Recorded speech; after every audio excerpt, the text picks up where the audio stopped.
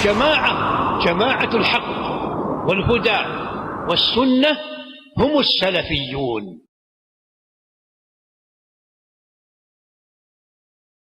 بسم اللہ الرحمن الرحیم. الحمدللہ والصلاة والسلام علی رسول اللہ نبینا محمد وعلی آلہ واصحابہ اجمعین. قال المؤلف رحمہ اللہ: باب من اطاع العلماء والامراء فی تحریم ما احل اللہ او تحلیل ما حرم اللہ فقد اتخذهم اربابا من دون اللہ. معزز حاضرین، آج کے درس میں یہاں سے توحید کے جو تقاضے ہیں ان ابواب کا کچھ ابواب تک ذکر کیا جائے گا کہ ایک آدمی توحید والا ہونے کے بعد اسے کن کن باتوں پر عمل کرنا ہے. اس کی آنے والے چند ابواب میں وضاحت آئے گی.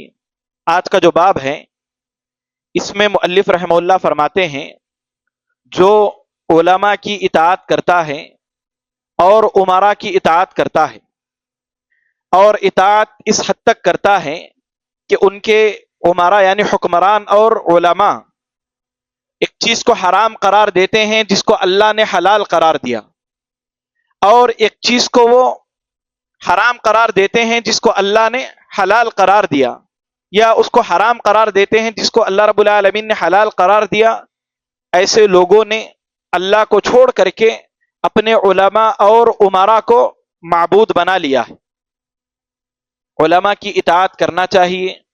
اسی طرح جو حکمران ہوتے ہیں، جو حاکم ہوتے ہیں، ان کی بھی اطاعت ہونا چاہیے، لیکن ان کی اطاعت اللہ اور اس کے رسول کی اطاعت کے تابع ہے. ایک شخص کسی بھی حاکم کی اطاعت کرتا ہے تو اس کے 3 درجے ہیں.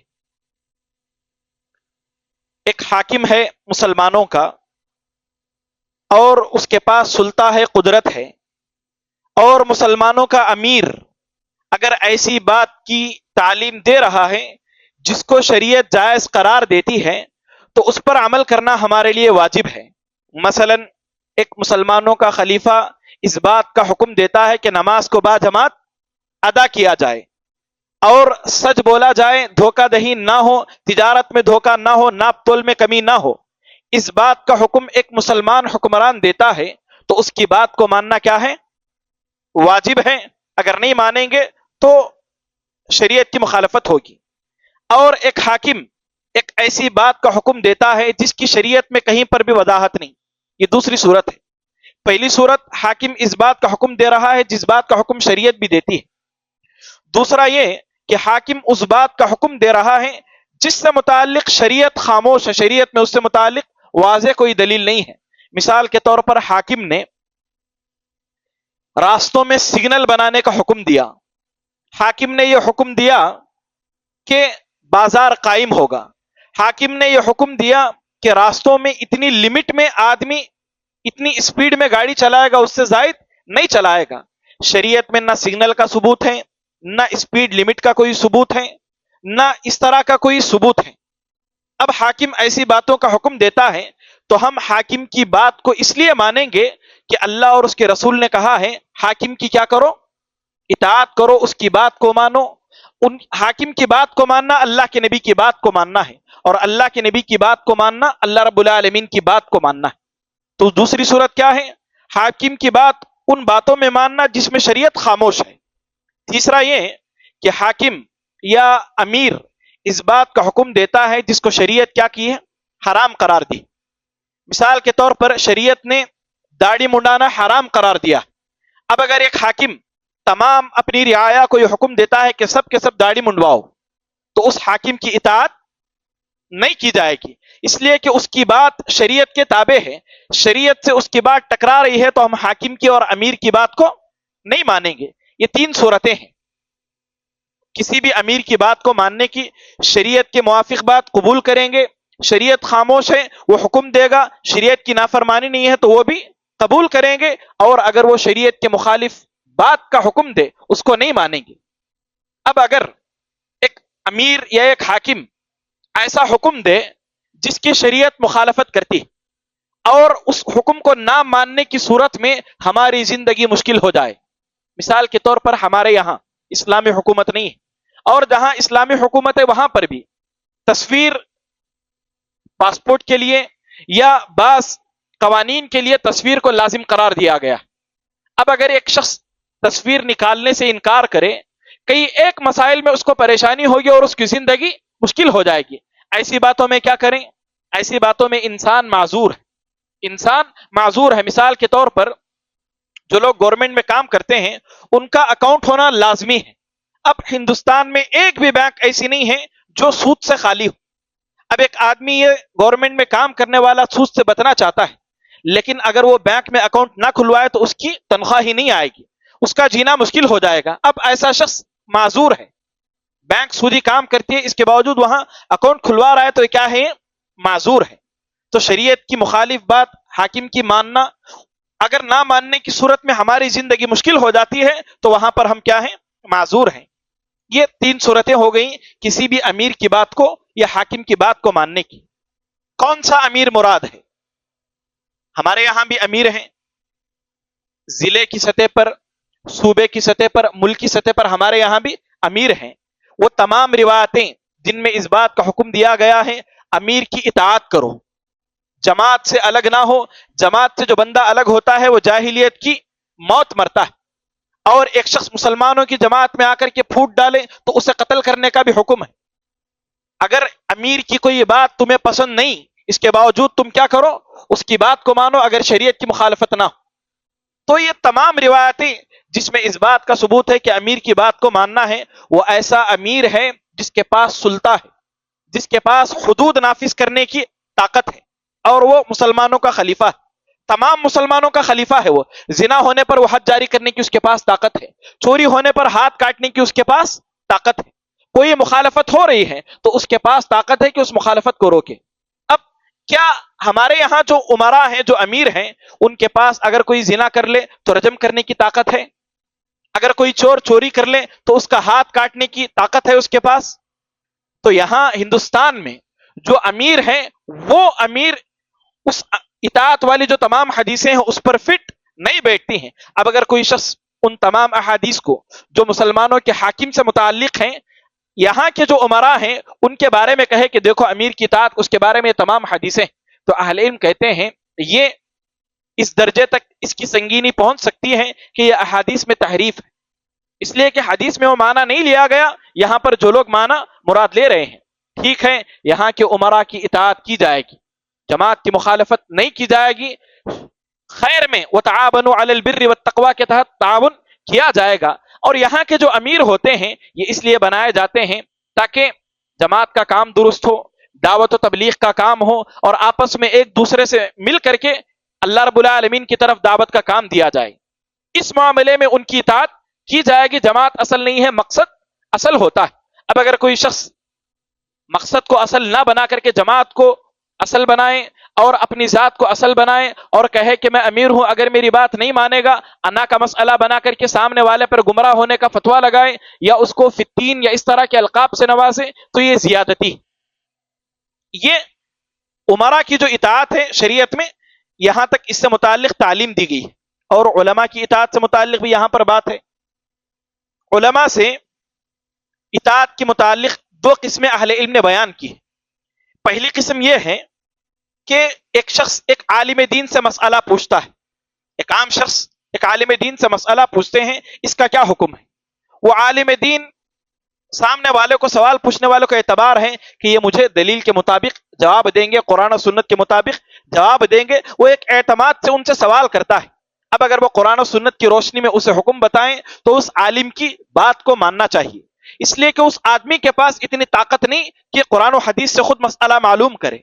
تو وہ جس پر اعتبار ہیں، جو علماء کے درمیان مشہور ہیں، جس کا منہج صحیح ہے، صحیح عقیدے والا ہے، ایسے آدمی، ایسے عالم سے کوئی سوال پوچھتا ہے اور وہ آپ کو کوئی بات بتاتا ہے تو آپ پر اس کی بات کو ماننا کیا ہے؟ ضروری ہے۔ اور ایک آدمی ایسا ہے جو عالم سے سوال پوچھتا ہے، اب اگر وہ عالم قرآن و سنت کے خلاف اسے بات بتاتا ہے تو عالم بتا رہا ہے قرآن و سنت کو چھوڑ کر کے اس کی بات کو ماننے لگتا ہے، یہ شرعاً کیا ہے؟ یہ چیز حرام ہے۔ اسی چیز کو اللہ کو چھوڑ کر کے عالم کو یا حاکم کو رب بنانے سے متعلق بات شریعت میں آئی ہے۔ اب ہم دلیلوں کو پڑھیں گے تو اس سے بات مزید واضح ہوگی. سب سے پہلی دلیل جو محمد بن عبد الوہاب رحمۃ اللہ علیہ اس باب میں ذکر کیے ہیں، فرماتے ہیں حضرت ابن عباس رضی اللہ عنہ کی روایت ہے، یوشک ان تنزل علیکم حجارۃ من السماء، آپ نے کہا قریب ہے کہ تم پر آسمان سے پتھروں کی بارش نازل ہو جائے.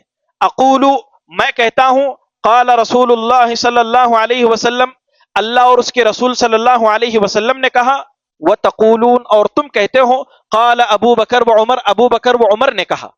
میں نے یہ حدیث خطبہ جمعہ میں بھی آپ کے سامنے وضاحت کی ہے. وہی یہ حدیث ہے کہ ایک طرف حضرت ابن عباس رضی اللہ عنہ ٹھہر کر کے مجمع کو، لوگوں کو خطاب کرتے ہوئے کہہ رہے ہیں اللہ اور اس کے رسول نے کہا. سامنے سے جواب آتا ہے ابو بکر و عمر ایسا کہتے. اللہ کے نبی صلی اللہ علیہ وسلم کی بات کے مقابلے میں حضرت ابو بکر صدیق اور حضرت عمر کی بات لائی جا رہی تھی. تفصیل کیا ہے اس کی؟ تفصیل یہ ہے کہ حج کی 3 قسمیں، ایک حج تمتع، ایک حج قران اور ایک ہے حج افراد. اسلام لانے سے پہلے لوگ یہ سمجھتے تھے کہ حج کے ایام میں عمرہ کرنا، حج کے ایام میں حج تو کریں گے، حج کے ایام میں عمرہ کرنا یہ گناہ ہے. اللہ کے نبی نے ان کے اس عقیدے کو رد کرتے ہوئے حج کے مہینے میں عمرہ بھی کیا اور حج بھی کیا. آپ نے ایک ہی سفر میں حج کے ایام میں عمرہ بھی کیا اور حج بھی کیا. اللہ کے نبی صلی اللہ علیہ وسلم نے حج قران کیا، لیکن راجح قول کے مطابق اللہ کے نبی نے یہی بات بتائی ہے کہ 3 قسموں میں حج تمتع افضل ہے. یہی بات بتا رہے تھے حضرت ابن عباس کہ حج تمتع کے متعلق. تو سامنے سے جواب آیا کہ حضرت ابو بکر و عمر تو حج قران کرتے ہیں، اور وہ تو کہتے ہیں کہ حج قران کرتے ہیں اور وہ یہی بات کہتے ہیں. تو حضرت عبداللہ بن عباس رضی اللہ عنہ نے کہا تم اللہ کے نبی صلی اللہ علیہ وسلم کی بات کے مقابلے میں حضرت ابو بکر و عمر کی بات لاتے ہو. یہ بات اس قدر خطرناک ہے کہ اس غلطی کی بنیاد پر آسمان سے پتھروں کی بارش نازل ہو جائے. اس لیے کہ ایک طرف حدیث ہے، ایک طرف قرآن ہے، اس کے مقابلے میں کسی شخصیت کی بات کو مانا نہیں جائے گا. اور اگر کوئی شخص جانتے بوجھتے اللہ کے نبی صلی اللہ علیہ وسلم کی بات کو چھوڑ کر کے، قرآن کی بات کو چھوڑ کر کے اپنے کسی عالم کی یا کسی حاکم کی بات کو لیتا ہے، گویا اس نے اپنے عالم کو اور حاکم کو شریعت بنانے کا حق دے دیا. شریعت بنانا کس کا حق ہے؟ کون سی چیز حلال ہے، کون سی چیز حرام ہے، یہ بات کون بتائیں گے؟ اب اگر یہ چیز کسی انسان کو، کسی امیر کو یا کسی عالم کو دے دے تو گویا اس نے اس کو اللہ رب العالمین کا درجہ دے دیا، اور یہ چیز کیا ہے؟ شرک ہے. اللہ کے نبی صلی اللہ علیہ وسلم حضرت ابو ایوب انصاری رضی اللہ عنہ کے گھر جب ہجرت کر کے مدینہ آئے تو قیام کیے کچھ دن تک. ایک دن حضرت ابو ایوب انصاری رضی اللہ عنہ نے اللہ کے نبی کے لیے کھانا بھیجا. اللہ کے نبی صلی اللہ علیہ وسلم اس کھانے کو نہیں کھائے. حضرت ابو ایوب انصاری جب برتن لینے کے لیے آئے تو دیکھا کہ اللہ کے نبی نے کھانا نہیں کھایا ہے. ڈر گئے کہ کہیں مجھ سے کوئی غلطی تو نہیں ہو گئی کہ اللہ کے نبی نے میرے گھر کا کھانا نہیں کھایا. اللہ کے نبی سے پوچھا گیا تو اللہ کے نبی نے کہا اس کھانے میں لہسن ہے اور میرے پاس فرشتے آتے ہیں، لہسن اور پیاز کی بدبو سے انہیں تکلیف ہوتی ہے، تم کھاؤ، میں نہیں کھاؤں گا. اس کے بعد پوری زندگی حضرت ابو ایوب انصاری نے کبھی بھی لہسن نہیں کھایا. ایک مرتبہ صحابہ نے اللہ کے نبی سے کہا آپ کو لہسن اور پیاز اس قدر ناپسند ہے، اے اللہ کے نبی اس کو حرام کیوں قرار نہیں دیا جاتا؟ تو اللہ کے نبی صلی اللہ علیہ وسلم نے کہا حلال و حرام قرار دینا یہ میرے اختیار میں نہیں ہے. کون حلال و حرام قرار دے گا؟ اللہ رب العالمین. اور اللہ کے نبی صلی اللہ علیہ وسلم سے متعلق سورہ نجم میں اللہ نے کہا وما ينطق عن الهوى، اللہ کے نبی اپنی مرضی سے کوئی بات نہیں کہتے، ان هو الا وحی یوحى، اللہ جو وحی کرتا ہے اللہ کے نبی صلی اللہ علیہ وسلم وہی بات کہتے ہیں. تو حلال و حرام کا اختیار اللہ کے نبی کو بھی نہیں. اللہ کے نبی کے بعد سب سے افضل کون ہے؟ حضرت ابو بکر و عمر ہیں. ایک شخص اللہ کے نبی کے پاس آیا، اللہ کے نبی سے سوال کیا کہ اللہ کے نبی جب آپ نہ ہوں، یعنی آپ کا جب انتقال ہو جائے، آپ جب وفات پا جائیں اور مجھے کوئی مسئلہ پوچھنے کی نوبت آئے تو میں کس سے مسئلہ پوچھوں؟ اللہ کے نبی نے حضرت ابو بکر و حضرت عمر رضی اللہ عنہ کی طرف اشارہ کیا. اتنی فضیلت ہے کہ ان سے مسائل پوچھو، لیکن ان کی بات بھی شریعت کے مخالف ہے تو ان کا ادب، احترام، ان کی فضیلت کا اقرار کرتے ہوئے کون کتنا بڑا ہے نہیں دیکھا جائے گا. بات اگر اس کی دلیل کے خلاف ہے تو اس کی عزت، ادب و احترام کے ساتھ ساتھ اس کی بات کو چھوڑ دیا جائے گا. اور یہ جو روش ہے، جب حضرت عبداللہ ابن عباس یہ بات فرما رہے تھے کہ میں قرآن کہتا ہوں اور تم حضرت حدیث کہتا ہوں، اللہ کے نبی کی بات کہتا ہوں، تم ابو بکر و عمر کو لاتے ہو.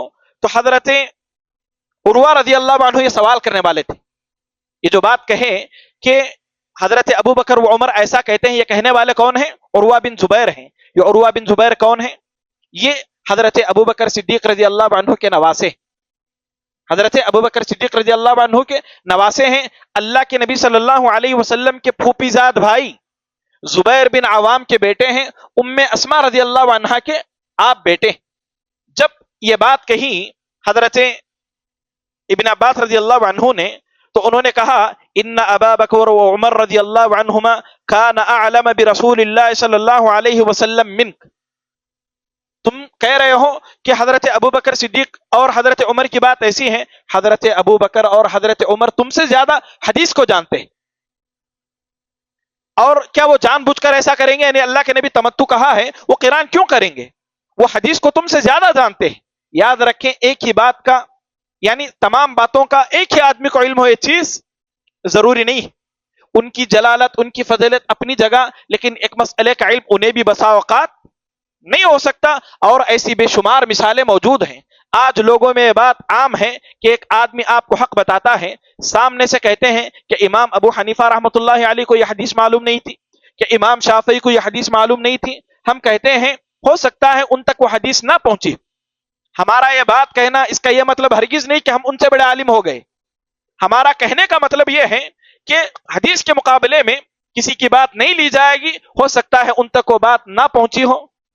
آج کی طرح اس زمانے میں ٹیکنالوجی کا زمانہ نہیں تھا. ان کا جلالت، ان کی فضیلت تمام کا اقرار کرتے ہوئے کسی کی بھی بات قرآن و حدیث کے خلاف ہو تو ہم چھوڑ دیں گے. اگر ایک بندہ جانتے بوجھتے ان کی بات کو لے گا تو گویا اس نے انہیں شریعت بنانے کا حق دے دیا، جبکہ شریعت بنانے کا حق اللہ نے اللہ کے نبی کو بھی نہیں دیا ہے. ایک دوسری دلیل جو یہاں پر محمد بن عبد الوہاب رحمۃ اللہ علیہ پیش کرتے ہیں، قال الامام احمد رحمۃ اللہ علیہ، امام احمد جو چوتھے امام کے طور پر جانے جاتے ہیں، وہ فرماتے ہیں عجبت لقوم، مجھے ایک قوم پر تعجب ہوتا ہے، عرف الاسناد، وہ حدیث کی سند کو جانتے، وصحته، اور حدیث صحیح ہے یہ بات بھی جانتے، ويذهبون الى رأي سفیان، اس کے باوجود وہ سفیان ثوری رحمۃ اللہ علیہ کی رائے کو مان لیتے ہیں. ایک طرف حدیث ہے اور اس حدیث کے بارے میں معلوم ہے کہ یہ حدیث کیا ہے؟ صحیح ہے، اور اس حدیث کا متن بھی صحیح ہے. وہ کیا کرتے ہیں؟ حدیث صحیح ہے یہ بات جاننے کے باوجود سفیان ثوری رحمۃ اللہ علیہ یہ جلیل القدر عالم ہے، ان کی بات کو لے لیتے ہیں.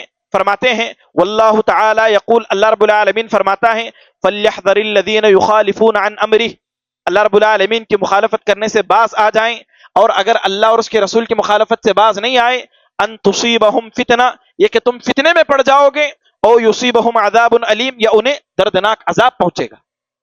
اس آیت میں فتنے سے مراد کیا ہے؟ فرماتے ہیں الشرک. فتنے سے مراد کیا ہے؟ شرک ہے. یہاں پر ایک آدمی احادیث کا انکار کرتا ہے، قرآن کا انکار کرتا ہے، علم ہونے کے باوجود، تو ایسی صورت میں بسا اوقات وہ شرک میں پڑ سکتا ہے. یہ اللہ رب العالمین کی طرف سے اس پر ایک عذاب ہے، شرک کے ساتھ ساتھ اس پر دردناک عذاب بھی نازل ہو سکتا ہے.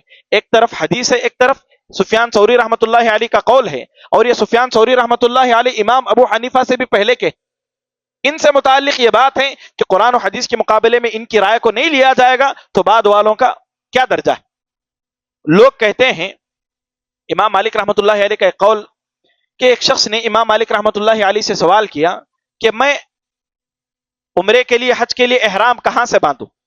تو امام مالک رحمۃ اللہ علیہ نے کہا وہاں سے باندھو جہاں سے اللہ کے رسول صلی اللہ علیہ وسلم نے باندھا. اللہ کے نبی نے کہاں سے باندھا؟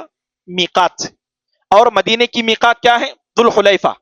ذوالحلیفہ مدینہ کی میقات ہے کہ مدینہ سے حج کرنے والے، عمرہ کرنے والے وہاں جا کر کے احرام باندھیں گے. اس آدمی نے کہا میں اس سے افضل جگہ پر احرام باندھوں گا، میقات سے افضل مسجد نبوی، میں مسجد نبوی سے میقات باندھوں، یہ احرام باندھوں گا. امام مالک رحمۃ اللہ علیہ نے کہا مجھے خدشہ ہے کہ تم فتنے میں مبتلا ہو جاؤ گے. اس آدمی نے کہا ایک آدمی جو اور زیادہ خیر حاصل کرنا چاہتا ہے، خیر حاصل کرتے ہوئے وہ کیسے فتنے میں پڑے گا؟ تو امام مالک رحمۃ اللہ علیہ نے کہا یہی سوچ فتنہ، یہی سوچ فتنہ ہے. اللہ کے نبی کو بھی علم تھا کہ میقات سے افضل مسجد نبوی ہے، اللہ کے نبی صلی اللہ علیہ وسلم وہ نیکی حاصل نہیں کیے کہ افضل جگہ پر احرام باندھے، تم اللہ کے نبی سے زیادہ افضل نیکی حاصل کرنا چاہتے ہو؟ اس طرح کی سوچ کیا ہے؟ یہ فتنہ ہے۔ اور حدیث کے مقابلے میں اپنی سوچ کو اگر کوئی بندہ داخل کرے گا تو وہ فتنے میں پڑ جائے گا، اپنے علماء اور عمراء اور حکماء کو وہ درجہ دے بیٹھے گا جو درجہ کس کا ہے؟ اللہ کا ہے اور اس کے رسول کا ہے۔ اس کے بعد ایک اور دلیل اس کو بتا کر میں اپنی بات مکمل کر دوں گا۔ عدی بن حاتم رضی اللہ عنہ کی حدیث ہے، فرماتے ہیں انہ سمع النبی صلی اللہ علیہ وسلم یقرأ هذه الآیہ، کہ انہوں نے سنا اللہ کے نبی صلی اللہ علیہ وسلم کو یہ آیت پڑھتے ہوئے، اتخذوا احبارهم ورهبانهم اربابا من دون اللہ۔ یہ نصارہ کے بارے میں ہے کہ انہوں نے اپنے علماء کو اور اپنے عبادت گزار لوگوں کو اللہ کے علاوہ کیا کیا؟ رب بنا لیا۔ والمسیح ابن مریم، اور مسیح ابن مریم کو بھی رب بنا لیا۔ وما امروا الا ليعبدوا الها واحدا، جبکہ انہیں حکم دیا گیا تھا کہ وہ صرف ایک اللہ کی کیا کریں؟ عبادت کریں۔ لا الہ الا اللہ، اس کے علاوہ کوئی معبود برحق نہیں، سبحانہ وہ پاک ہے ان تمام لوگوں سے جس کو اس کے ساتھ شریک کیا جاتا ہے۔ تو اس بات کو سن کر کے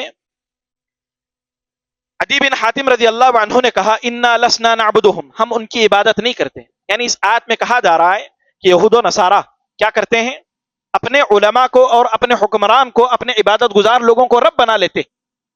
تو یہ نصرانی تھے، انہوں نے کہا ہم تو ان کو رب نہیں بناتے، ہم تو ان کو رب نہیں بناتے۔ تو اللہ کے نبی صلی اللہ علیہ وسلم نے کہا الیس یحرمون ما احل اللہ، کیا ان کی حرام کردہ چیزوں کو، کیا ان کی حرام کردہ چیزوں کو جن کو اللہ نے حلال کیا تم حرام نہیں کر لیتے؟ یعنی اللہ نے حلال کیا، تمہارے عالم لوگ اس کو حرام کہتے ہیں، تو تم کیا اس کو حرام نہیں مانتے؟ اور اللہ نے ایک چیز حرام کی، تمہارے علماء اس چیز کو حلال قرار دیتے ہیں، تو کیا تم اسے حلال نہیں کر لیتے؟ ہاں ایسا کرتے ہیں۔ تو اللہ کے نبی صلی اللہ علیہ وسلم نے کہا یہی رب بنانا ہے۔ اس واقعے کی تفصیل کیا ہے؟ حضرت عدی بن حاتم رضی اللہ عنہ، یہ کون ہے؟ حاتم تائی، جن کی سخاوت مشہور ہے، جن کے بارے میں ہے کہ ان کا چولہا کبھی نہیں بجھتا تھا۔ چولہا کبھی نہیں بجھتا تھا، اس کا کیا مطلب ہے؟ ہمیشہ پکوان ان کے یہاں پکا کرتا تھا، اور اتنی تعداد میں کہ وہ اپنی سخاوت کے لیے مشہور ہو گئے۔ ایک مرتبہ اللہ کے نبی سے پوچھا گیا کہ حاتم تائی جن کی اتنی زیادہ سخاوت کہ جن کا چولہا ہمیشہ 24 گھنٹے جلا کرتا تھا، اے اللہ کے نبی، کیا اللہ کے پاس ان کے لیے کوئی اجر ہے؟ اللہ کے نبی نے کہا ان کے لیے اللہ کے پاس کوئی اجر نہیں، اس لیے کہ ان کے پاس توحید نہیں ہے، یہ ان کے بیٹے ہیں۔ کون؟ عدی بن حاتم رضی اللہ عنہ۔ 9 ہجری میں، جب جسے عام الوفود کہا جاتا ہے، کئی لوگ جماعت کی شکل میں آتے اور اسلام قبول کرتے تھے، عدی بن حاتم رضی اللہ عنہ کی بہن قیدی بن کر کے اللہ کے نبی کے پاس آئی۔ اس وقت ان کے پاس دولت نہیں تھی، جب بھی اللہ کے نبی ان کے پاس سے گزرتے تو فرماتی مجھ پر رحم کیجئے، آپ کا رب آپ پر رحم کرے گا۔ میرے پاس کوئی ایسا نہیں کہ میرے وفد کو لے آئے یا میرے کسی رشتہ دار کو میرے پاس لے آئے، آپ مجھ پر رحم کریں گے تو اللہ آپ پر رحم کرے گا۔ میرے اندر، وہ بوڑھی ہو گئی تھی، اتنی طاقت بھی نہیں کہ میں کسی کے یہاں غلام لونڈی بن کر کے رہوں تو میں ان کی خدمت کر سکوں، اتنی بھی طاقت نہیں۔ تو اللہ کے نبی نے ان سے کہا جب وفد آئے تمہاری قوم کا یا تمہارے علاقے سے تو مجھے بتانا۔ ان کے علاقے کا ایک وفد آیا، عدی بن حاتم رضی اللہ عنہ کی بہن نے اللہ کے نبی کو بتایا، تو اللہ کے نبی صلی اللہ علیہ وسلم نے انہیں رہائی دے دی، آزاد کر دیا انہیں۔ جب انہیں آزاد کیا تو علی رضی اللہ عنہ نے عدی بن حاتم کی بہن سے کہا اللہ کے نبی سے اونٹ مانگو۔ ان کی بہن جو قیدی ہیں، لونڈی ہیں، اللہ کے نبی نے آزاد کر دیا، اب انہیں چلے جانا چاہیے تھا، لیکن علی رضی اللہ عنہ کی بات سن کر کے جا کر اللہ کے نبی کے پاس اونٹ مانگتی ہیں، اللہ کے نبی انہیں بہت زیادہ اونٹ بھی عطا کرتے۔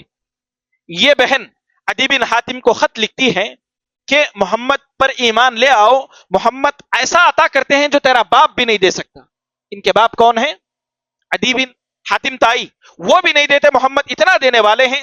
بہن کی یہ بات سن کر کے عدی بن حاتم رضی اللہ عنہ اللہ کے نبی کے پاس آتے ہیں، اللہ کے نبی مسجد میں ان سے ملاقات کرتے ہیں اور ان کو اپنے ساتھ گھر لے کر کے جاتے ہیں۔ گھر لے کر جاتے ہوئے اللہ کے نبی سورۃ التوبہ کی یہ آیت پڑھتے ہیں کہ کچھ لوگ اپنے علماء اور عبادت گزار لوگوں کو رب بنا لیے ہیں۔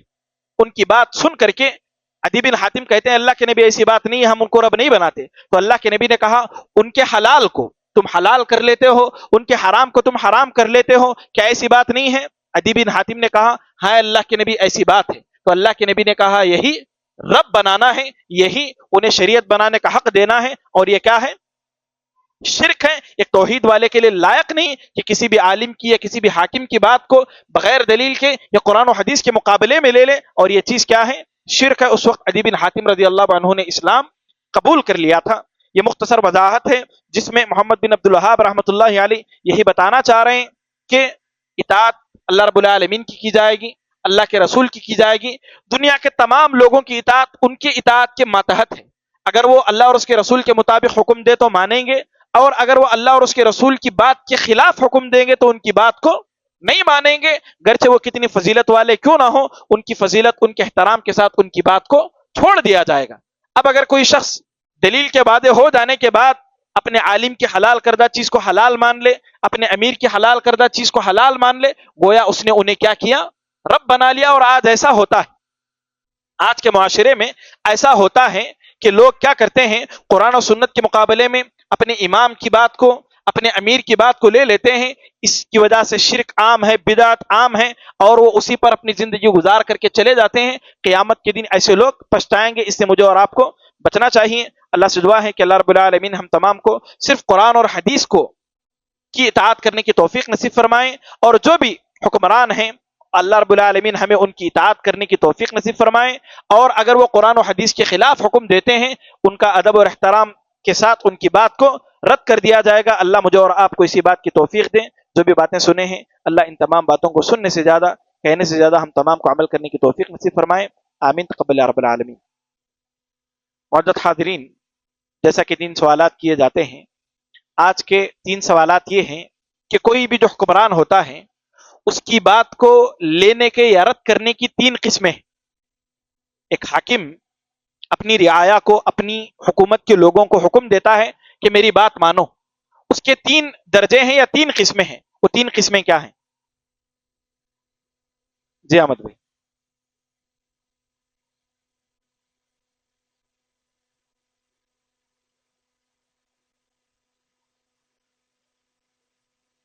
ہاں، ایک ایسی بات جس کا حکم شریعت بھی دیتی ہے اور حاکم بھی وہی بات کہہ رہا ہے۔ مثال کے طور پر وہ پابندی لگا رہا ہے کہ جماعت سے تمام لوگوں کو نماز پڑھنا ضروری ہے ورنہ اس پر کارروائی کی جائے گی۔ اس کی بات کو ماننا کیا ہے؟ یہ واجب ہے، ضروری ہے، اس لیے کہ حاکم کی بات اور شریعت کی بات ایک ہے اس حکم میں۔ ٹھیک،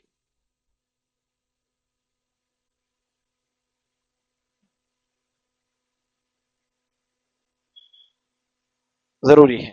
دوسری صورت یہ ہے کہ حاکم یا امیر ایسی بات کا حکم دے رہا ہے جس سے متعلق شریعت میں واضح کوئی دلیل نہیں، شریعت اس معاملے میں خاموش ہے۔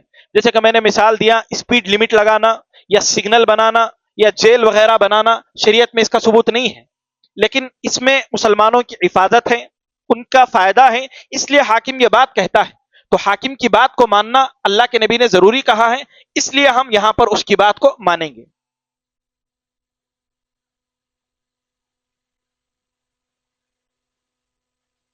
حاکم ایک ایسی چیز کا حکم دے جس سے شریعت منع کرتی ہے تو حاکم کی بات کو وہاں پر نہیں مانا جائے گا، لیکن اس کے خلاف بغاوت نہیں کی جائے گی، لوگوں کو لے کر کے لڑنے کے لیے نہیں جایا جائے گا۔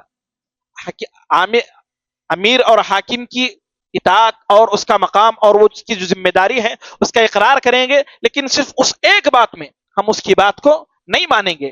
لیکن اگر مجبور کیا جائے کہ ماننا ہی ہے تو ایسی صورت میں انسان کیا ہے؟ معذور ہے۔ جیسا کہ میں نے حکم دیا تھا تصویر وغیرہ یا بینک میں اکاؤنٹ کھلانا، اس لیے کہ بینک سودی کاروبار کرتا ہے، اس کے باوجود اکاؤنٹ کھلانا، ورنہ ہماری زندگی مشکل ہو جائے گی۔ بارک اللہ فیک احمد بھائی۔ دوسرا سوال یہ ہے، حضرت عبداللہ بن عباس رضی اللہ عنہ نے لوگوں سے کہا کہ میں اللہ کے نبی کی بات کہہ رہا ہوں اور تم ابو بکر و عمر کی بات کو لا رہے ہو۔ حضرت ابن عباس رضی اللہ عنہ سے یہ اعتراض کرنے والے کہ حضرت ابو بکر و عمر ایسا کرتے ہیں، کون ہیں؟ دوسروں کو بھی موقع دیں گے۔ جی، نام کیا ہے ان کا؟ بات صحیح ہے کہ ابو بکر صدیق رضی اللہ عنہ کے وہ نواسے ہیں، اللہ کے نبی صلی اللہ علیہ وسلم کے پھوپھی ذات بھائی کے کیا ہیں؟ بیٹے ہیں۔ نام کیا ہے ان کا؟